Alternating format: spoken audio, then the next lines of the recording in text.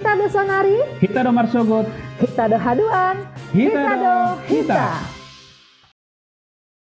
Selamat datang Bang Puka di acara kita ngopi santai bersama kepala desa di Coffee Shop Kutaraja di pinggiran Danau Toba. Apa kabar ini Bang? Baik Bang. Bang Puka kesibukannya belakangan ini apa? 5 tahun terakhir saya berkarir di content creator Bang. Konten kreator. Itu bikin apa itu? Yang pertanian dan bisnis. Jadi kita buat satu konten yang kita fasilitasi adalah petani-petani muda dan juga yang punya usaha khususnya UMKM. Kalau orang gampangnya bilangnya jadi YouTuber gitu ya kira-kira? Ya.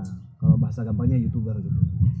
Jadi kan banyak orang bertanya atau kayak sekarang katanya bertanya-tanya. Kamu nanya? Kamu nanya? Cap-capung itu siapa sih yang punya gitu? Banyak orang bertanya dan setelah misalnya ditahu cap-capung itu yang punya Bang Puka Simbodo. Kok bisa gitu? Iya. Ya kebetulan cap-capung ini kita buat itu sebenarnya nggak sengaja juga Bang. Jadi lulus kuliah saya kerja di kantoran di Jakarta. Karena dari dulu udah suka dengan alam, artinya kalau saya pindah ke kota itu jenuh.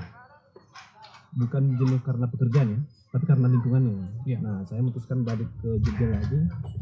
Nah, di Jogja rencana saya dulu buka foto wedding gitu. Iya.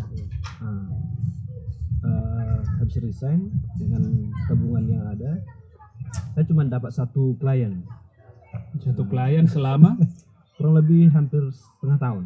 ya bisa dibilang agak bangkrut lah ya. Agak banget Bang. Tabungan sudah terkuras dengan beli alat-alat yang lumayan mahal waktu itu. Dan cuma satu klien, itu pun murah ya. Tahu lah harga Jogja kita ekonomis lah. Ya, terus saya nggak punya pegangan lagi. Artinya semua barang itu malah kan saya jual. Udah mau jual barang ini Udah ceritanya. dijual. Oh udah dijual. Tinggal satu laptop Iya. sama satu kamera. Iya. Nah, terus kondisi dengan stres, artinya saya dengan sudah berbangga hati resign gitu ya. Masa iya balik lagi. Jadi dengan kondisi gitu kebetulan ada satu teman, satu tongkrongan, kita diskusi lah gitu. Biasanya nongkrong ngopi-ngopi. Nah, teman yang satu angkatan itu dia setelah lulus menjadi petani. Oh, Dan dibuka kios pertanian. memang jurusannya pertanian dulunya. Iya, Oh, iya. kami satu angkatan agribisnis itu. Terus kita ngobrol-ngobrol dan dia berbicara tentang regenerasi petani muda. Oh, Bahwasanya regenerasi petani muda di Indonesia itu tinggal 2%. Bang. berarti ada masalah di sana berarti. Sangat masalah besar nanti untuk 10 sampai 20 tahun ke depan. Artinya kita ini kan negara agraris ya. Iya. Apapun tumbuh gitu. Dan alam kita sangat mendukung. Tetapi manusianya itu enggan untuk bertani. Oke, baik, saya potong sebentar Bang. Jadi tadi Abang bilang di Jakarta itu jenuh, ke Jogja itu lebih alami. Ini ada nggak hubungannya dengan masa kecil atau latar belakang Abang kira-kira? Iya, pasti ada dong. Dari kecil ya, kalau kita orang Samosir, kecil itu kan saya rasa dari umur 5 tahun udah dibiasakan mandiri ya. Ya. Contohnya nyuci piring, marmahan, atau mangula ya. Ya, keladang juga berarti. Keladang juga, iya. Sama, marmahan apalagi. Nah, dari situ kan kita terbawa dengan suasana yang dekat dengan alam lah. Ya.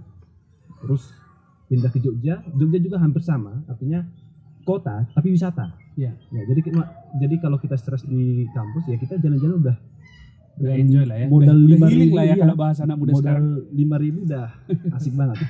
Artinya kita mau berinovasi, kreativitas kita di Jogja itu sangat mendukung gitu.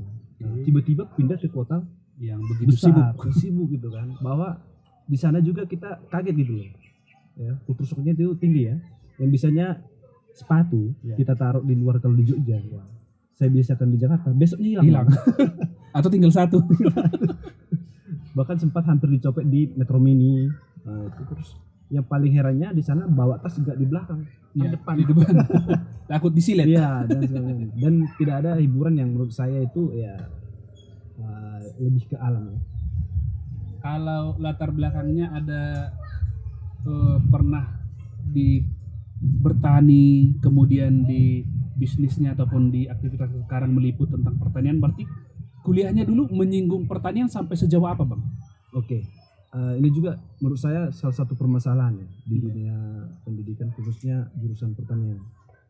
Kalau di jurusan saya itu malah kita nggak banyak berbicara tentang pertanian, tapi lebih banyak berbicara ekonomi. Nah, jadi ini ada satu menarik. Saya pernah ketemu satu narasumber. Dia pas kita meliput, kita dimarahin langsung, Bang. Kenapa? Karena gini, Anda jurusan pertanian, tahu tentang ini nih? Saya bilang nggak tahu. Memang saya nggak tahu. Saya nggak pelajari, Bu. Iya. Itulah salahnya Indonesia itu. Kalau studinya pertanian, dia harus belajar pertanian. Gitu. Dosen, apalagi dosennya kan nggak pernah bertani. Iya. Hanya Mereka baca lebih buku teori, pertanian. ya. Padahal pertanian itu nggak melulu tentang teori. Iya. Kita harus ada yang namanya mendekatkan diri ke alam Iya. gitu, segala macam. Nah, itu harusnya yang ditekankan di dunia pertanian, karena pertanian kita ya kita bilang sudah sangat tertinggal jauh dari negara tetangga gitu.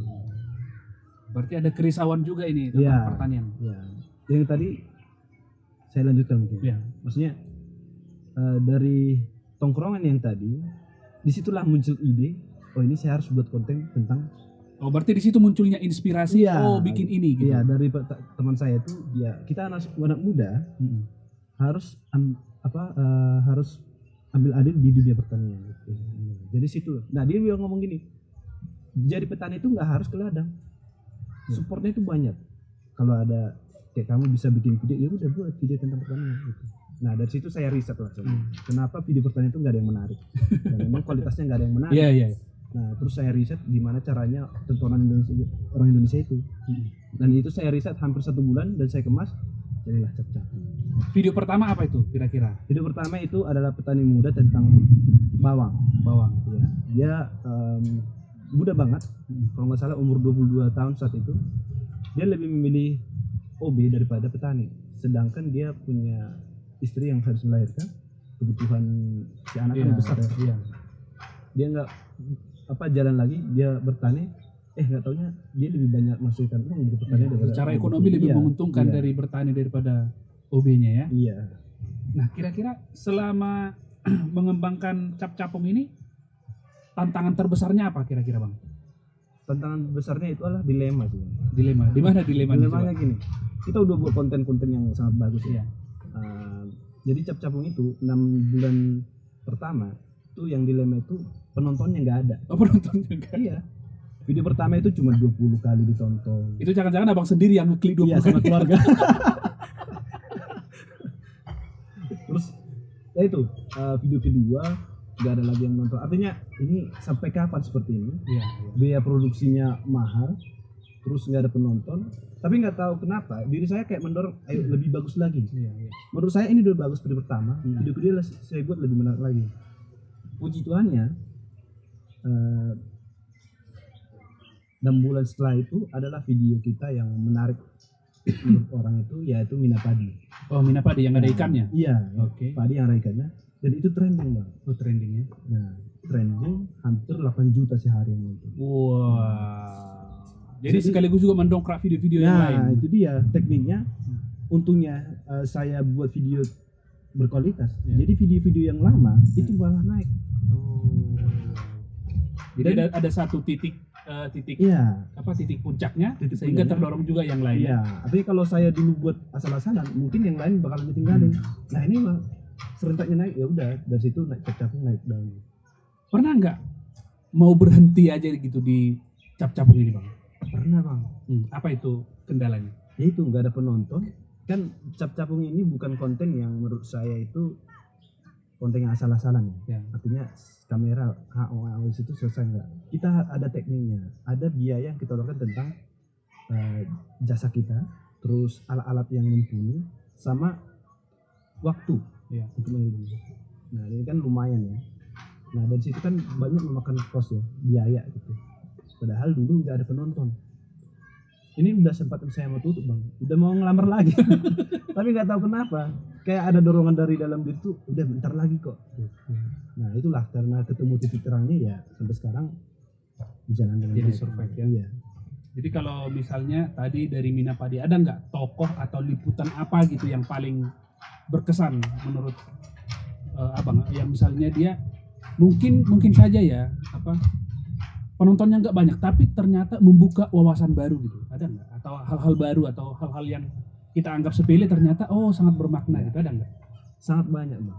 Jadi gini, saya aja yang kuliah di pertanian itu malah membuka mata saya pertanian dan paham pertanian semenjak terjun jadi content creator ini. Artinya yang kita anggap petani itu kaum marginal, setelah kita dalami ternyata enggak kaum marginal. Enggak ya? Hanya saja cover mereka itu kayak kaum marginal. Lusuh ya? Lusuh. Iya. Tapi enggak, di belakangnya mereka punya ilmu yang luar biasa. Apalagi petani Indonesia ini bang, walaupun enggak didukung penuh oleh pemerintah, petani Indonesia ini yang paling survive.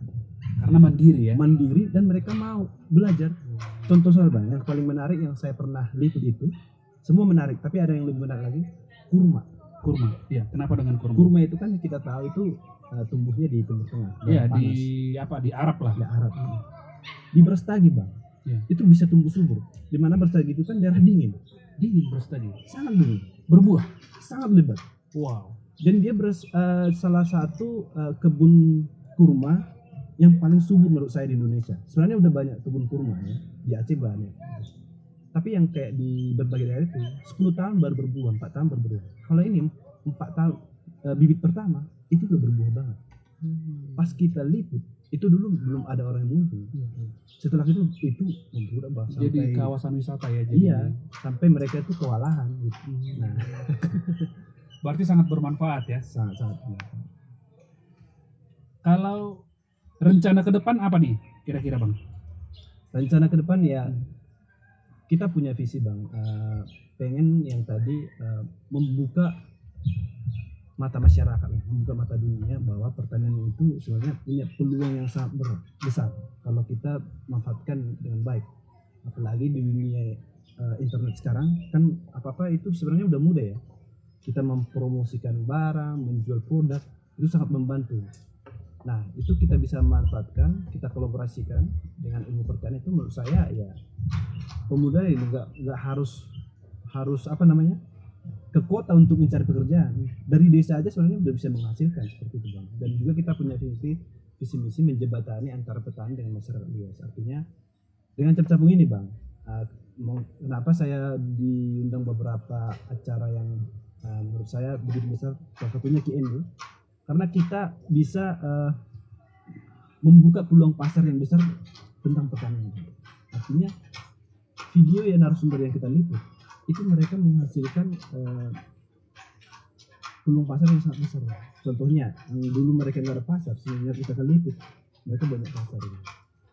Bahkan kita baca bang, katanya ada yang abang liput yang dulunya dia petani aja, sekarang jadi pelatih pertanian gitu. Iya, ada. Dan dia mendapatkan honor atau pemasukan dari melatih petani-petani baru. Iya, itu ada itu petani cabai Iya. yang dia itu bertani di dak rumah. Di atap gitu. Di atap maksudnya. gitu ya, di dak rumah. Banyak orang yang pengen, dan itu masa Covid ya, di mana itu ada pergeseran budaya orang suka tanaman. Nah, Memang pada saat itu orang lebih aktif tanam-menanam. Tanaman dan sepeda itu ya. Waktu itu. Jadi waktu itu orang pengen belajar gitu loh. Saya bilang ke bapaknya, Pak Daliman namanya, Pak ini bisa jadi peluang usaha baru. Bapak buka aja pelatihan, nggak usah buat harga yang mahal, tapi sampai bisa gitu. Ya. Nah dari situ bapaknya itu ya bisa dibilang penghasilan itu lebih banyak dari pelatihannya daripada cabai yang tadi. Cabainya mungkin ya 100-200 batang. Iya. Tapi muridnya ada 1000 kan. Karena bisa online ya pelatihannya Iya, juga ya. online. Oke. Jadi sebagai penutup apa nih pesan Bang Puka Simbolon kepada anak-anak muda yang pengen aktif berkegiatan kira-kira? Ya. Untuk kaum milenial ya, sama Ya, Gen Z. anak-anak muda lah. Ya. Sebenarnya di zaman sekarang itu kita sudah dilengkapi berbagai kebutuhan yang di mana kita bisa mengkreasikan diri kita itu lebih jauh, Bang. Bukan cuma di satu lingkup, ya, sampai ke luar negeri bisa gitu. Nah, kita cuma menggali potensi-potensi yang ada di dalam diri kita dan apa yang ada di lingkungan kita itu. Nah, jangan terlalu banyak omongan tapi actionnya nggak ada gitu loh. Nah, saya selalu punya motivasi gitu. Diri kita ini punya potensi yang sangat besar. Hanya saja kita nggak tahu dan kita nggak mau mengolah potensi itu dengan baik. Nah, kalau kita paksakan, suatu saat lagi kita bisa mencapai apa yang kita inginkan. Baik, harus kita paksakan ya. Harus kita Apapun paksakan. ceritanya harus Iya. kita paksakan. Wajib. Baik, terima kasih. Sampai di sini dulu pertemuan kita ngopi santai bersama Pak Kades. Silakan diminum kopinya, Bang. Siap. Sampai ketemu kembali di minggu depan, Jumat jam 3 sore. Dadah. Hita do sonari, Kita Domar Sogot. hita do haduan, Hita do hita. hita.